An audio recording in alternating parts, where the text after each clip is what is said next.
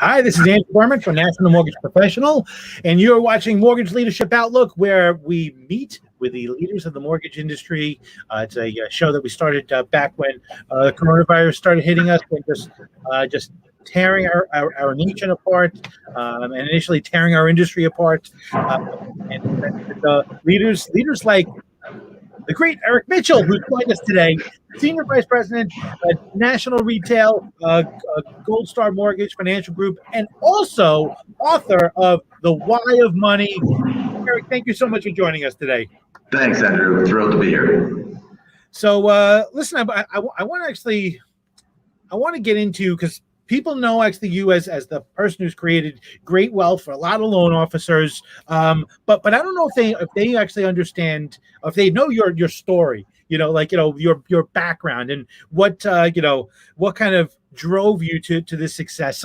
So let's go back actually into to the history of Eric Mitchell.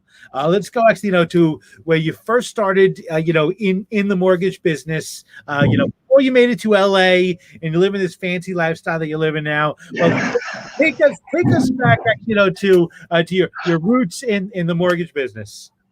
Yeah, I got into the business in 1999 with a fluke.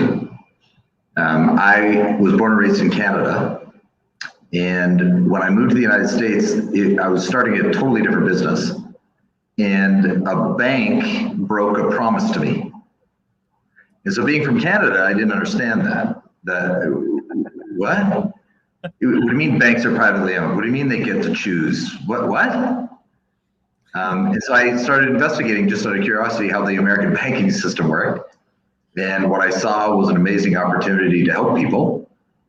And I got into business in 1999. And just, out of fluke, right, out of just dumb luck, I hit right when everything was going up with residential mortgages. And so I rode that wave in Minnesota from 1999 all the way through 2007. It was really interesting to me because in December, I remember it so vividly, December 2006 was probably the biggest month of my life. I made more money than I ever dreamed of in a 30-day span. It was just crazy to me that any one person could earn that level of income. And so, I felt invincible. I was on top of the world. It was, oh my God, Shangri-La. And then 30 days later, January 2007, a website caught my attention, implodometer.com. You remember? Oh yeah, got my attention, January 2007, right? And I started seeing names on that list that shouldn't be on that list. It's like, wait a second, something's happening. I need to understand this. It's just subprime. Remember that? That was the first thing actually we heard about the implodometer. We're like, okay, don't worry about it. That's just subprime, right? So for my closest friends, they know me. When somebody says don't worry, that's when I start worrying. And so I started reading and investigating, right? Mortgage-backed securities, what does this mean? What's going on? Credit default swaps. As I go, oh, wait a second. Yeah, no, this is bad. And so in January 2007, I made a decision. Well, let me back up. I want to give you the premise for the decision. So being raised in Canada, one of my childhood heroes is Wayne Gretzky, right? Yep. You're in Canada, you love Wayne Gretzky. Of course. And so he was asked, what makes you the greatest ever? And he was famously quoted as saying, everybody else skates to where the puck is, I skate to where the puck's going to be. Yeah. Right. And so I look at that philosophy, and I that's one of my philosophies that I try and live at. Where's the puck going? How do I get there first? And so I looked at it and said, well, the puck is going to a really bad place, and I need to get in front of this. And so I started trying to sell my company. Luckily, third week of July 2007, I consummated the sale to First Tennessee Bank. Bought everything, lock, stock, and barrel, wrote me a check. I ran to the bank as fast as I could, right? Deposited the check. Good. 3 weeks later, second week of August, First Magnus, which is who I was initially attached to, went under in a day, right? Funding $2 billion a month, and they went under in one business day. The whole company shut down. And that was the beginning of the end, right? First Magnus going under, then Lehman Brothers, right? It was just domino effect from that moment on. Yeah. But I got out 3 weeks in advance, right? Because of that philosophy of I'm going to where the puck is going to be. Yeah. And so, I had some great opportunities. I ended up moving to Los Angeles, and I've been here since 2007 on kind of that next wave. So why Los Angeles? What made you say, I'm going to move to Los Angeles from beautiful, sunny Minnesota? Yeah, Minnesota's a beautiful place with beautiful people. It has snow. Yeah. And I didn't want to live in the snow anymore. I mean, I was born and raised in Saskatchewan, Canada. I used to joke that I was the only person I knew who moved to Minnesota for the warmer weather and the lower taxes. And I said, I just don't want to be in the snow anymore. And so I moved to Los Angeles, just to have that California life of, not having to deal with it anymore. Yep. All right, so you moved to LA. What's the plan? Like, here you are. You're in LA. The mortgage industry is crumbling around you. So that wasn't that. So I'd love to tell you that all of my strategies work perfectly. No, they don't. So a good mutual friend of ours, Kai McBride, he was a really good friend of mine. He was with First Magnus. He unfortunately went down with the ship. And so I said, look, I'm thinking about moving to Los Angeles. What do you think about us partnering up? And he's like, oh my God, yes, let's do it. And so initially it was Kai and I partnering together to build a production team. I got here, it was like September 2007. He had already pre-planned a family vacation to Vietnam. That's his heritage. He'd never been. Big family trip to Vietnam. And so it's like, great, it's pre-planned, it's all good. So he went. It's now November 2007. And he came back and he said, Eric, I got some good news and I got some bad news. It's rarely going to be good for me, but okay, what do you got going on? He says, well, the good news is I had an amazing trip and I found myself and I feel very centered. The bad news is I don't want to originate mortgages anymore. I was like, yeah. He goes, yep, I know what I'm saying. And I was like, okay, well, first of all, I appreciate the transparency. We're good friends. Let's figure this out. We unwound. I ended up going to Prospect Mortgage, which was Metro Cities, which in California, they had a lock, they had a really dominant force with something called joint ventures, right? Affiliated business arrangements, joint ventures with real estate companies.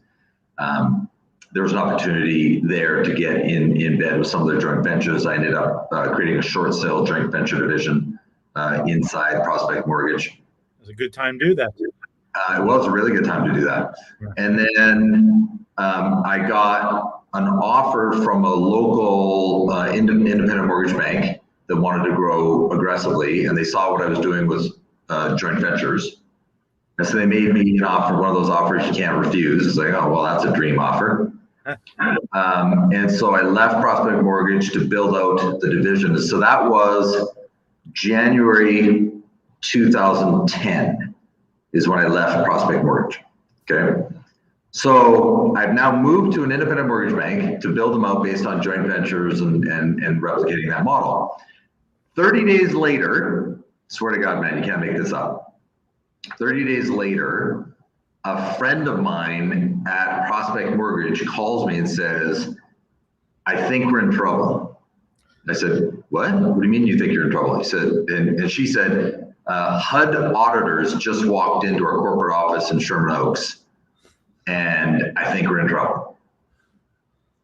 I was like, when you say trouble, I don't know what that means. Like, I don't know. Let me get back to you. And 2 days later, HUD issued a memo saying that anybody they find doing string LLCs with joint ventures in any way, shape, or form, that we will automatically revoke your HUD license. Right. It's like, wait a second. You didn't Wayne Gretzky that one, that's for sure. Who predicted HUD was going to walk in and do an audit unbeknownst, right? Like I didn't see a puck coming. Who saw a puck coming? There was no puck. It was just an explosion. There's the puck. Yeah. And so I had to pivot, and luckily, right in that moment, I had gone to a local seminar put on by a realtor coaching. Before you get off that, like during that time, so here you are, like you managed to, like, in 2010, it was not an easy time in the mortgage business. I mean, so Safe Act's coming out, so now everyone's got to get licensed. A lot of loan officers are saying, "I'm just getting out of this," or going to work for Wells. Like, was there a point where you said to yourself, maybe it's time to get out of this? Like, was there a point actually where you were like, all right, listen, man, this is not working out? Did that ever cross your mind? I mean, I would be lying to you if I didn't tell you that there weren't some bad days. I think for me, there's just a level of stubbornness that I just need to figure this out. There's a solution here. I just need to figure out what that is. And so it led me down a path of, I went to a seminar, and really I got just a random marketing email about a realtor seminar. And so I'm thinking to myself, hey, there's going to be a couple hundred realtors in a room. I'll go. Why not? And so I got there, and the room was set up for a realtor coaching seminar, but I noticed there weren't any sponsors. There were no vendor tables. 200 realtors in the room, no sponsors. I was like, okay, that's different. That's unique. Never seen that before. And the guy got in front of the room, and he started talking about their philosophy about what it means to be a realtor. And man, dude, I'm not a realtor, and I was taking notes. I was like, this is brilliant stuff. Never heard this before. And so the seminar was 3 hours long. And at the end, there was a call to action. There were some specific activities, and it was really, really done well. And everybody left, and I stayed behind because I wanted to understand what was happening. I couldn't understand it. And so I went up to the speaker, and I introduced myself. I said, I'm not a realtor. I'm in mortgages. I'm just curious. I mean, your content was so refreshing and so good. Why aren't there any sponsors here in the room? Like usually there's, a title sponsor and a mortgage sponsor and a test inspection sponsor and whatever, right? He said, well, no one's ever asked. Okay, I'm asking. Like, what's your sponsor? He says, okay, you're my sponsor. I don't understand. What do you mean I'm your sponsor? Like, that's it? I'm your sponsor? He goes, yeah. No. Back up. Why? I need to understand. Like, why was that so easy? What, like, you're not asking me to pay you? You're not asking, like, I don't understand. He says, no. I just need a table at the back of the room to point at. Really? He goes, yeah. Do you travel with me? You can come to all the events. I said, all the events? How many events are we talking about? He said, oh, I do about 3 a week. 3 a week? Where? This is all over California. Hold on, I'm going to be in front of 200 realtors 3 times a week, and I don't have to pay you anything? He goes, yeah, I just need you to be there. Well, this is a dream. Okay, then I got to figure. Okay, you know what? I'm just going to produce. I'm going to switch gears here. I have an opportunity, and so I was 1 degree of separation from somebody at a bank.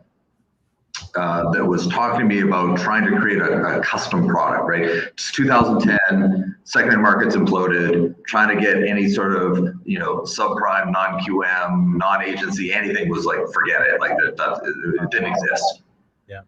And so I made a call and I said, if I wrote guidelines for you for a stated income mortgage, what kind of appetite would you have for that? They said, well, what do you mean stated income? I mean stated income. I mean, so at the time it was capped at 70% loan to value, purchase or rate and term refinance only, right? No cash out, 70% LTV max.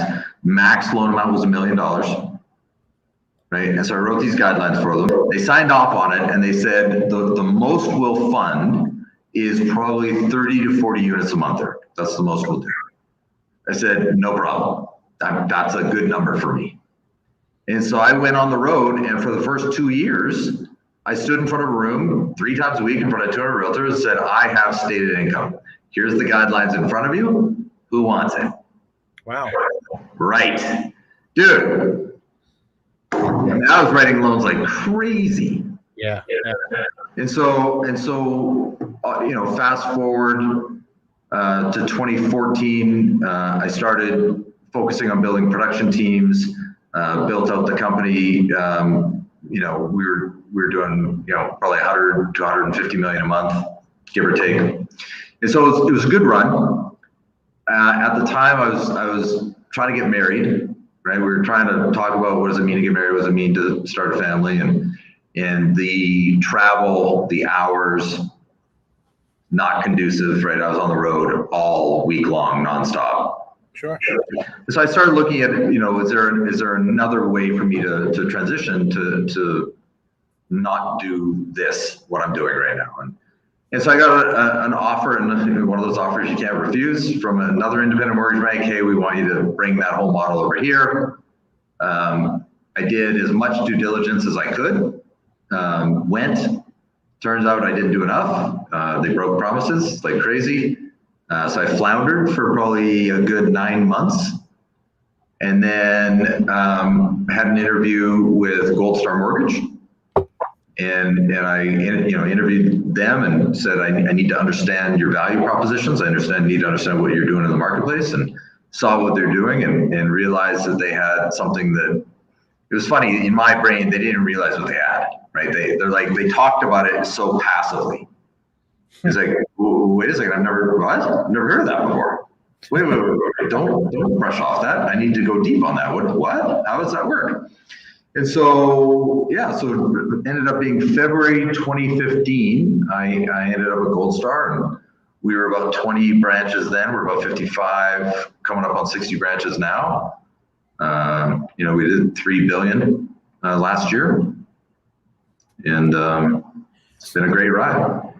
All right. So, listen, one of the things actually that you're very well known for is helping loan officers, go from from being just good loan officers, do decent business, that are just basically average, to going great. Just basically, we're doing a webinar specifically on, this system that you've created to help loan officers earn $1 million or more a year.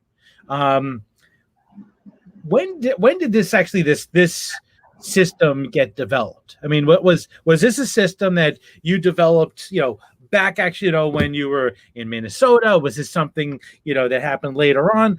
Talk to us a little bit about actually, how you're able to get loan officers to go from good to great. So there's a list of things that I'm good at, and it's a small list. It's a very small list of things that I'm good at, right? There's a very big list of things I'm not good at, and so I try not to focus energy on that. But one of the things that I'm good at is quantifying algorithms, quantifying steps. Step 1, step 2, step 3, step 4, step 5. What do I do in what sequence? And so when I was in Minnesota originating, and if you Google me on YouTube, you can see some videos about things that I did to create systems with my team in Minnesota. When I started building systems within the realtor coaching program, right, I was partnering with the #1 RE/MAX agent in the world, right? The guy was doing 500 transactions a year, 15 years in a row, based on a specific system. When I came to Gold Star Mortgage, our CEO was the #1 loan officer in America, 150 loans a month, personal production based on a system. Yeah, it's crazy. And when I heard that, right, I dismissed it and said he took credit for a call center. Don't sit there with a straight face and tell me he closed 150 loans a month, personal production. That's a call center, and there's nothing you're going to do to convince me otherwise. And then when I met him and he showed me the system, I was like, oh, wait a second. I didn't know what I didn't know. No one's ever shown me that before. And so it's a combination of how do you replicate what he did in combination with what the number one Remax agent in the world did, right? Combined with all the other lessons along the way. And then putting it into a mathematical algorithm, similar to, so what I would compare it to is Jenny Craig for weight loss, right? You go to Jenny Craig, you pay a fee, they give you a system. If you follow the system, it's mathematically certain you're gonna lose weight. So but then you get into, why do people pay Jenny Craig a fee, get the system, and then not follow the system? I don't know, but they do. Right? A lot of them. A lot of them. Right. And so I look at mortgages and realtors, financial planners, right? It's anybody who sells for a living. Yeah. What causes them to not follow a proven methodology? Right? If there's a proven method, then, and I sit in front of loan officers all the time and I say, okay, so have I shown you the step-by-step process?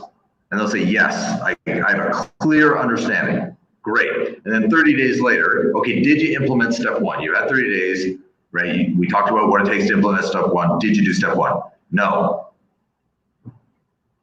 Okay, why didn't you do step one? So, well, Eric, you got to understand how busy I am. Eric, you got to understand my kids and my wife and my dog ate my homework and and all this stuff comes up about all the reasons, the story as to why they didn't do that. And so I was like, okay, so what has to happen for you to make this a priority? And so that flows into the book, right? The Why of Money. So I wrote a book. I got a publisher to agree that it was worth publishing. Yeah, I see that at the bottom. And so what I wanted to do was quantify why I see salespeople self-sabotage. Is because they don't understand why they want the money. So if I said to somebody, and I know how much money somebody makes based on the language they use, right? I studied something for 10 years called neuro-linguistic programming, and I became master certified. And so I can listen to language, and I can listen to the words you're choosing, and just based on the words you're choosing, I know how much money you make. So, and it's really fascinating when people say, okay, well, let's talk for 5 minutes, and then you tell me, and then we talk, and then I say, okay, here's how much money. It's like, oh my God, how'd you? It's like, yeah, it's very predictable. And so I'll give you examples. You want some examples? Yeah, for sure. So if I meet a realtor and they say to me, hey, Eric, do you guys do stated income? You're broke. I got it. You're broke. You're broke and you broke. You're so broke. You make broke people look bad. That's how broke you are. And so people say, well, why is that? Like, why do you say, if somebody asks me about state income, they're broke, what do you mean? So it's not that they ask me about state income, it's that they ask me about a product. They ask me about a socially acceptable question that they know to ask because they don't know what else to ask. A realtor who's producing at a high level already knows the product's not relevant. What they're going to ask me about is my system, my team building, my scalability. What CRM do I use? What do you do for follow-up? If I send you 5, 6, 7 loans a month, you're going to implode. How are you going to scale your team to deal with the volume I'm going to send you?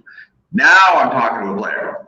Yeah. Now I'm talking to a baller. Now it's a completely different conversation, right? And the same applies to the mortgage side of things, right? If a loan officer calls me and says, hey, I heard good things about you. Do you guys do stated income loans? And there we go, right? There's the same. You're asking me the fact that you're asking me that in your first 5 questions tells me you're not closing any loans if that's your priority. And that doesn't make you a bad person. I'm not judging you personally, right? I'm just talking about your income. Yeah. That's all I'm talking about. And so trying to help people understand where to change their focus. So if my focus is this, I'm going to get this result. Okay, that's predictable. So now, if I focus on something else, I'll get a different result. That's great. What do I need to focus on? The comparison I give is I made a deal with my girlfriend. Hopefully, men out there, you can relate to this.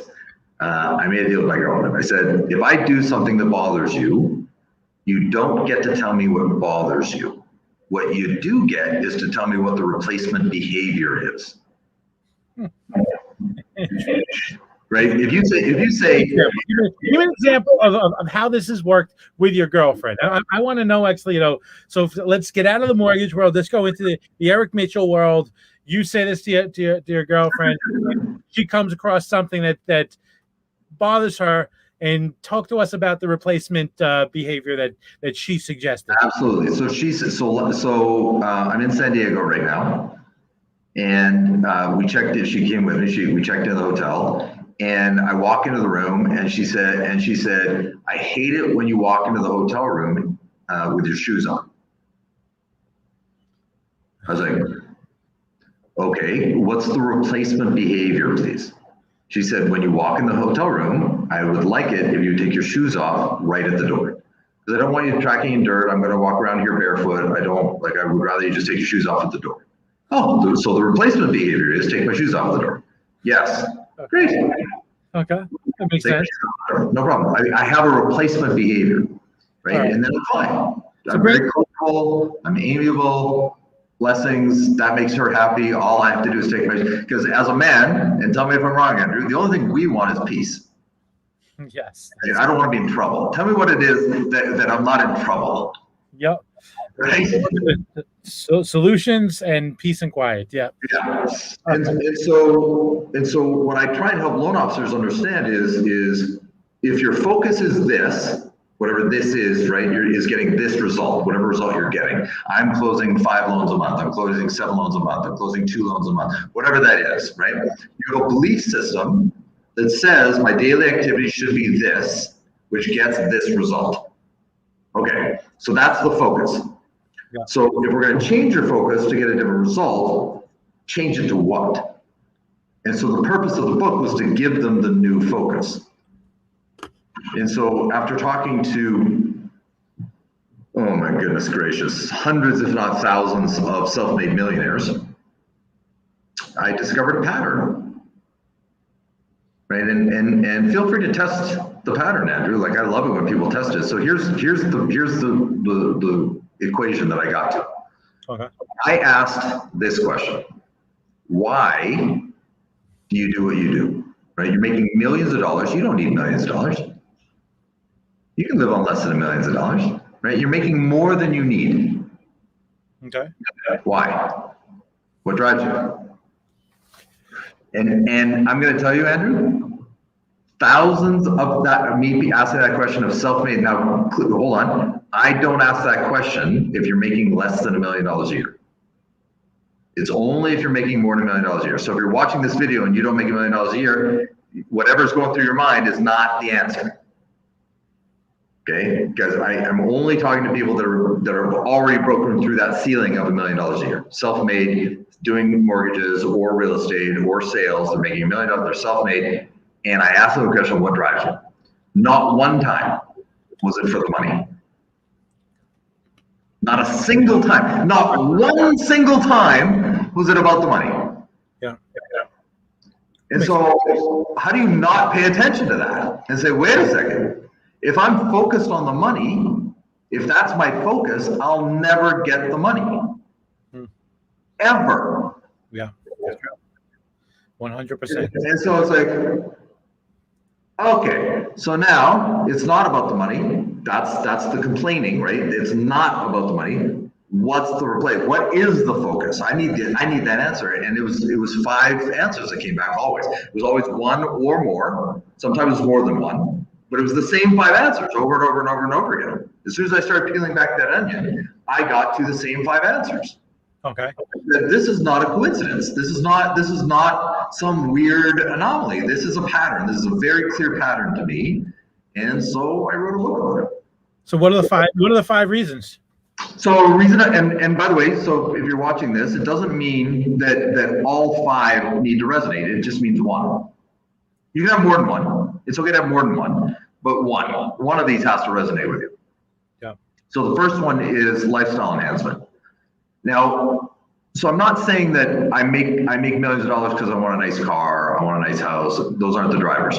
Lifestyle enhancement means that you came from somewhere really bad. Right. You came from a third world country. You came from south side of Philly. You came from Compton. You came from a beaten childhood. You came from somewhere bad. And you're saying to yourself, you know what? I'm never going back to that. I'm just going to outwork everybody. I'm just going to work 18 hours a day, 7 days a week, and I don't care because I'm never going to go back to that ever, no matter what. I'd rather crawl on broken glass. And so you'll see an immigrant family come from a third world country. They'll create a business here in the United States, and the whole family works in that business 24/7. Yeah.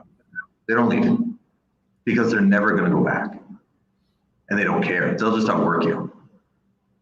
Right? And so that could be a driving force for someone. I've seen that be the answer. Number two is emotional gratification. So usually I call it, you're looking for Andrew, I can't say it on your webinar here, but if you can think of a 4-letter word that starts with the letter F and then followed by YOU. Okay, so they're looking for that moment. That's what they're looking for, right? Your grade 1 teacher told you were stupid. Your dad didn't hug you enough. Your mom told you you'd never amount to anything. Something, right? You're trying to prove somebody wrong.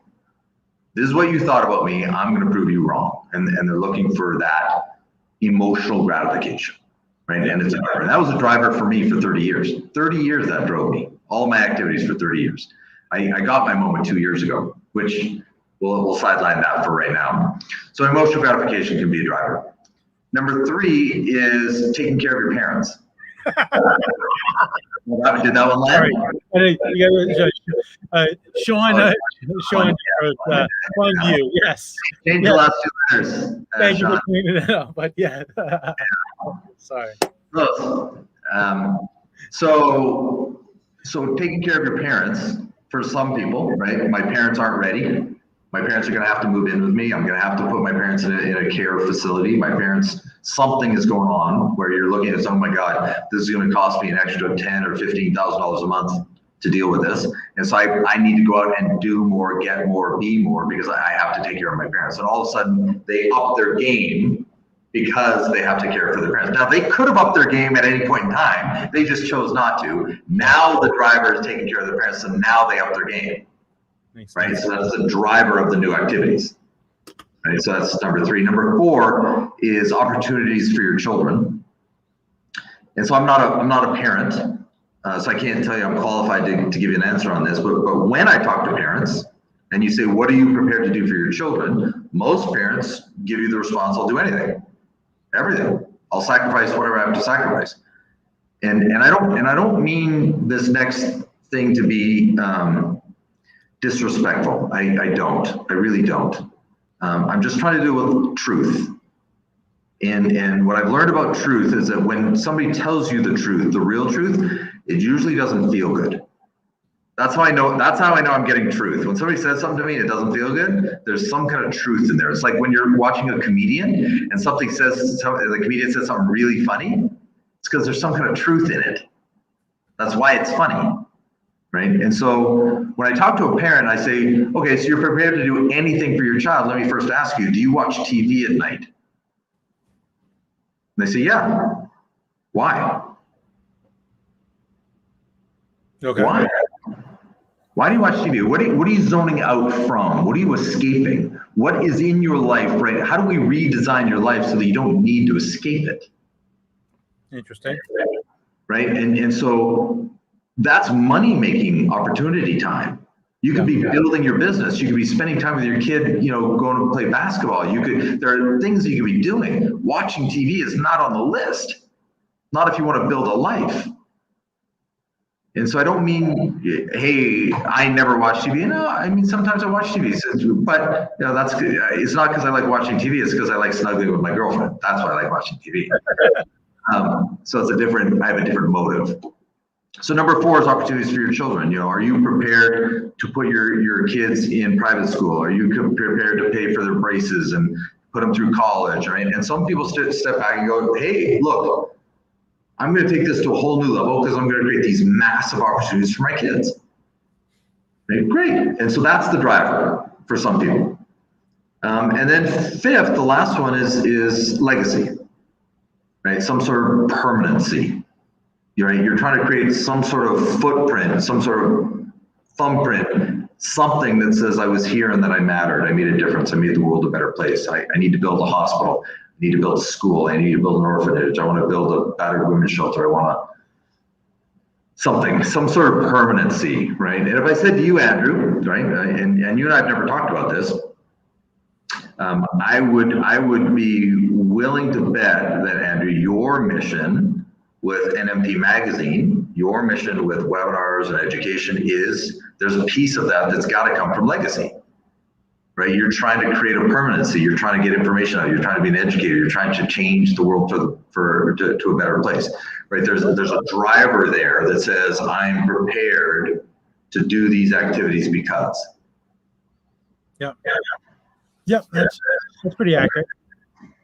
And so when I talk to mega producers, when I talk to self-made millionaires that are in mortgage or real estate, and I ask them what drives you, and I get past the politically correct answers, right? Everybody gives you the normal politically correct answers. And I say, no. I want the real reason. I want the reason you don't tell everybody. I want the reason that only you know. It's like, oh, Eric, come on, you're opening up Pandora's box. Whatever that is, that's what I want. I want that reason, the one that you don't want to tell. And so what I've learned, here's the test. There's a simple test. If I'm having a conversation with you and you're telling me your why, this is my why. And while you're telling it to me, you're not crying. That ain't it. Interesting. We're bouncing off the surface. We're not deep yet. So hold on. So you want grown adults to cry when they're telling you actually this reason? No, it's not a matter of I want people to cry, right? I just want people to understand their own drivers. Yeah. Right. And if it's going to be a driver, if it's going to change your activities, if it's going to change your behavior, it's got to mean something. There has to be massive meaning behind something. If it's going to change your behavior, it's going to change your direction. It has to mean something. And if you can talk about it without crying, then there's no meaning to it for you. Wow. So listen, we're gonna do a deeper dive into that kind of mindset. Going to specifically go into the activities. I'm looking forward to this on this webinar that we have coming up. We're going to actually, really dig into it. And Eric's going to share the secret sauce with $1,000 bet that if someone actually listens to everything you say and just follows this system, does this like paint by number approach, they're going to earn $1 million or more next year. Next 12 months. So it's a step-by-step process. So there's a very specific, just like Jenny Craig, right? Here's a step-by-step methodology. And the methodology is not make 50 cold calls a day. Oh God, kill me, shoot me in the head. I'm not gonna do it, right? I'm not gonna tell you to go door knocking.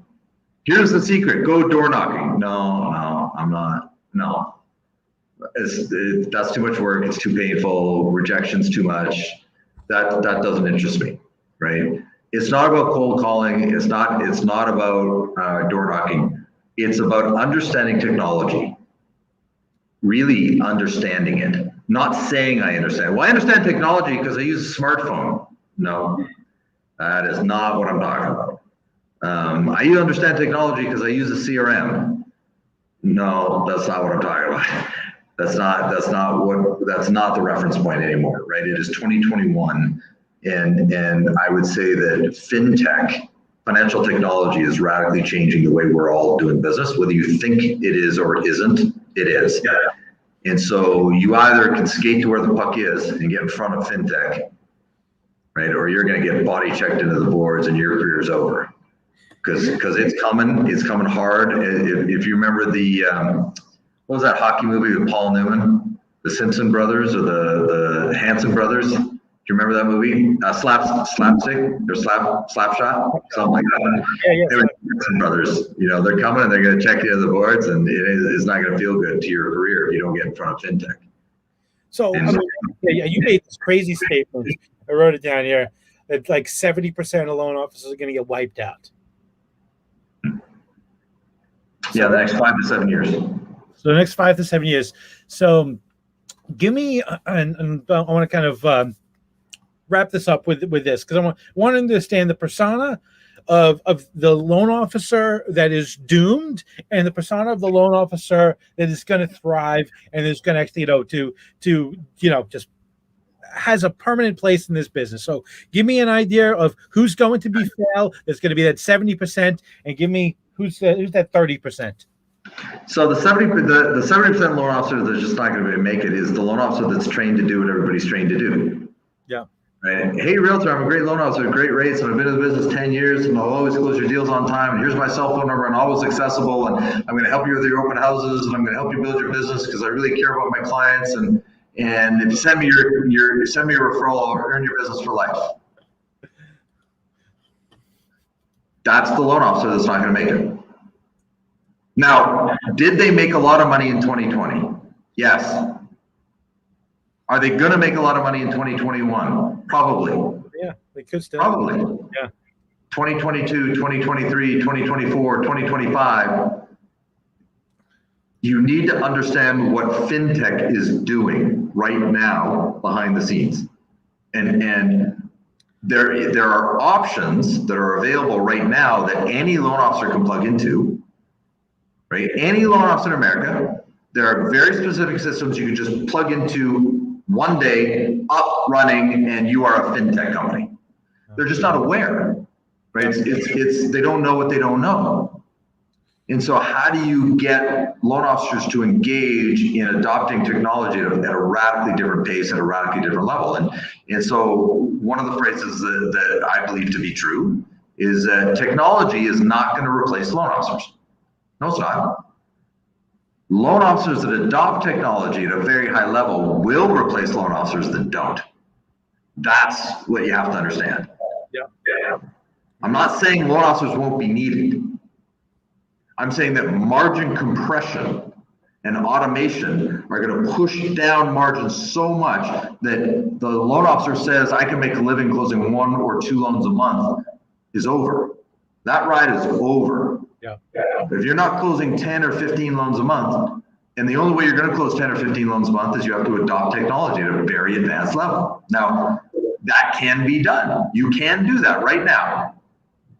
Right now, today, any loan officer in America, you can do that. You don't need to keep banging your head against the wall. That is not, no, you don't, right? It's just nobody's showing you because there's no agenda to show you.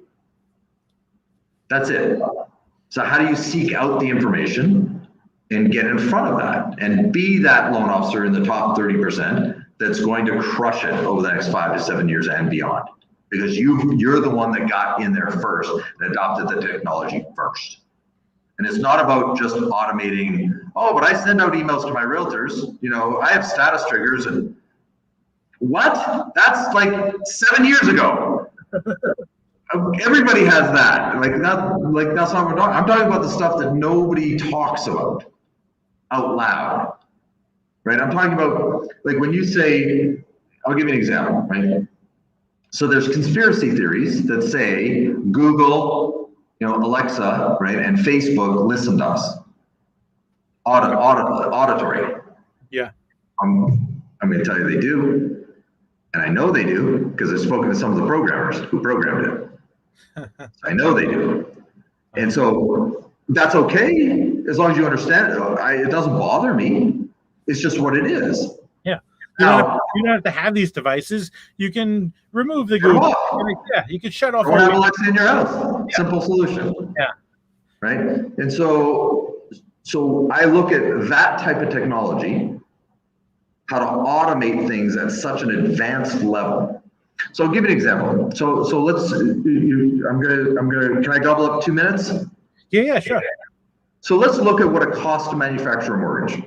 Okay. Right. So when you look at getting a mortgage sold to Fannie Mae, right? So you've got, hedge funds hedging the market. You've got secondary investors. You've got a whole secondary market. You've got whatever that is.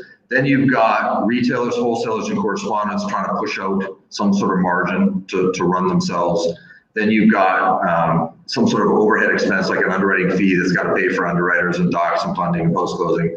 Then you've got branch margin, you've got loan officer comp, you've got a processing fee, right? By the time you add all that stuff, right? You're, I don't know, 4, 5, 600 basis points. Yeah.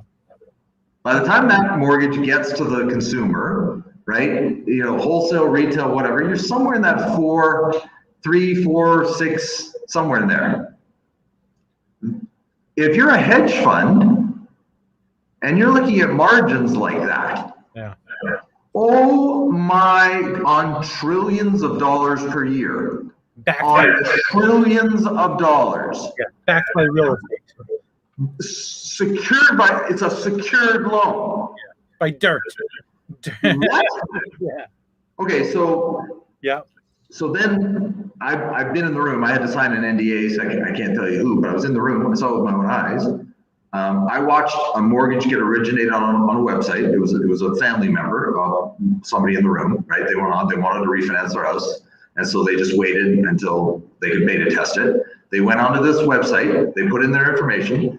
The website automatically pulled their credit, automatically ran DU, automatically did day one certainty, pulled all the documents, pulled instant title, appraisal waiver, cleared conditions, software. Cleared conditions, file went to docs. Not a human touched it. Not a human touched it, Andrew. Not a person. Yeah. So if you take out LO comp, you take out branch margin, you take out a processing fee, you take out an underwriting fee, and you eliminate that. You tell me what rate you're now charging a consumer on a website. I'm at 1.75% on an FHA loan today. 1.75%. Now, if you're an educated consumer, you're a savvy consumer, and you know that I can go to a website and get 1.75% on a 30-year fixed mortgage on a refi. Where am I going? Yeah. And okay, it's coming. Yeah. It's here. It's just Fannie, Freddie, et cetera. They haven't all caught up to it, right? How do we sell it? How do we securitize it? How do we, validate? How do we make sure the computers don't make mistakes? How do we, right? So all those safety protocols, it's going to take a minute. It's not going to happen tomorrow, but it's what's coming. And so if you're out on the market saying, I have better rates because I'm a mortgage broker, I've got great rates. If that's your value proposition in the marketplace, you are the walking dead. Yeah. You're the walking dead. So, okay, so that can't be the value proposition. So hold on. What do I replace it with? If I can't say that, what do I replace it with? Yeah. And so that's the system. Here's what you replace it with. And I have 100% conversion rate. There's no realtor that says no. There's no realtor in America. I can get on a plane, fly to any city in America, walk into a real estate office cold, sign the entire real estate office in one meeting. Yeah. And I don't say that because I'm arrogant. It's nothing to do with arrogance. It's a proven system that works. And when you see it, you can't unsee it. And all that's fine. The question then becomes, are you in tune enough with your personal why to be able to change? Because change isn't easy. Change is hard. And I know that from personal experience. Change is hard, and I get it. And so the only way you're going to change, the only way you're going to adopt technology, the only way you're going to adopt new systems, whether you believe in them or not, is if there's a reason that means something. And that's why I wrote the book, is to give that replacement belief system of these are the 5 things you can latch onto that will drive change. And that's all in chapter 1 of the book. The rest of the book is how. Here's how you do it. Fantastic. Love the story, Eric. Really looking forward to the webinar. And let's flash that, the address again for the webinar. You could use that to register. Looking forward to digging into the system and just hearing more about you. But Eric, always great hanging out with you. Thank you so much for spending your Wednesday with us. Thanks for having me, Andrew. All right. And again, thank you so much for watching Mortgage Leadership Outlook, where we come to you every Wednesday, 1 o'clock Pacific time, 4 o'clock East Coast time. Thank you so much for watching, and everyone have a great February.